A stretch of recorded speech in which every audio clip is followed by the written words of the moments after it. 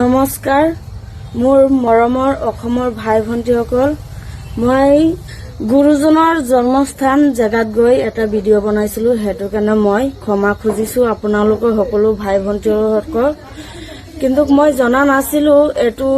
আমাৰ গুৰুজনৰ জন্মস্থানৰ জেগা বুলি আছিল বুলি মই জনা নাছিলো কিন্তু বেলেগৰ লগত শুটিং কৰিব গৈছিলো আৰু জেগাটো মানে মোৰ ভাল লাগিছিল কাৰণে মই ইমানটো ভবা নাছিলো হেতু কাৰণে মই আপোনালোকৰ পৰা মই ক্ষমা খুজিছো আৰু যদি জানিলোহেঁতেন তেনেহলে মই এনেকা ভিডিঅ'টো নবনালোহেঁতেন আৰু মই ইমানটো ভবাই নাছিলো যেটো ভিডিঅ' যে ইমানটো বেয়া হ'ব বা আপোনালোকৰ ইমান বেয়া পাব হেতু কাৰণে মই বহুত মানে আপোনালোকৰ পৰা মই ক্ষমা খুজিছো হেতু কাৰণে মই বহুত দুখিত আৰু আজিৰ পৰা এনেকা ভুল আৰু কেতিয়াও নহব পাৰে যদি আপোনালোকে সকলোৱে মোক ক্ষমা কৰি দিব মোক সৰু ভন্টি বুলি ভাবি